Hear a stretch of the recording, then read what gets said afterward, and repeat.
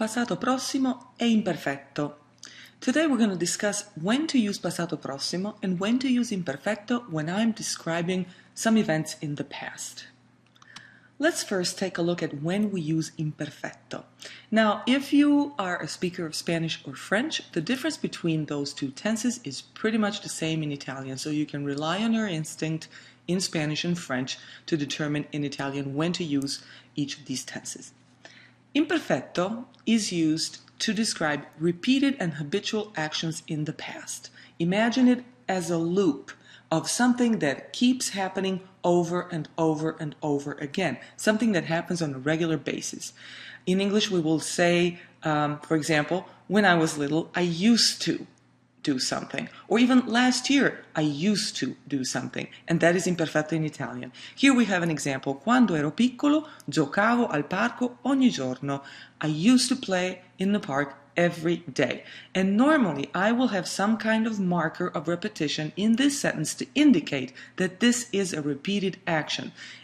Words like ogni giorno, sempre, spesso, regolarmente, frequentemente, or di solito. Those will indicate to me that this is a repetition and that I want to use imperfetto.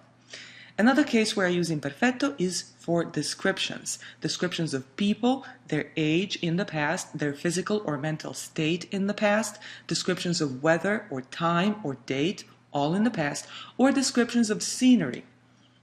Imagine this, I'm painting a picture and describing what's in front of me. Quando avevo 10 anni ero timida. This is a description of a person. First, it describes the person's age. Quando avevo 10 anni, when I was 10, ero timida. What was my mental state? Ero timida. Description. The second is a little bit of a longer description of a scene. Era il 3 aprile. First I'm describing what date it was in the past. And then, quel giorno faceva bel tempo. In città c'erano molte persone e I caffè erano pieni di gente. Here I'm describing first the weather. That day the weather was beautiful. And then the scene in front of me. In città c'erano molte persone. There were a lot of people in the city. E I caffè erano pieni di gente. The coffee shops were full of people. No specific actions here, just a description. I also use imperfetto to describe continuous actions in progress when something else happened. Imagine a continuous action as this green squiggly line, something that is in progress. It's happening, it's happening, it's happening. And then this vertical orange line is something that happens at a particular moment in time. For example, Susanna faceva I compiti quando la sua compagna di stanza è tornata a casa. So we have Susanna. She was doing her homework. She was doing the homework for a while. This action was in progress. Quando, when, her roommate returned home. The roommate returned home at a particular moment, and this interrupted the action of Susanna, who was doing the homework. Notice that I'm going to use the word quando, when, to describe that something happened that interrupted the ongoing action. I can also use imperfetto to describe two continuous actions in progress at the same time. Imagine this, two things happening at the same time. Two people in two different rooms in the house doing something different, but they're doing it at the same time. For example, Susanna faceva I compiti mentre la sua compagna di stanza cucinava la cena. So here we have Susanna who was doing her homework. She was doing her homework while her roommate was cooking dinner. These two things happened at the same time. They were in progress at the same time over a certain period of time. No particular moment that they happened. They were just in progress at a certain time. And I'm going to use the word mentre to describe that they were simultaneous. Mentre meaning while. Let's see when I use Passato Prossimo. I use Passato Prossimo to express an action in the past that was started and completed at a particular point in time. Picture it like this. There is a start and there's an end. And this action is limited. Ieri sera ho mangiato gli spaghetti per cena. I know when it happened, ieri sera.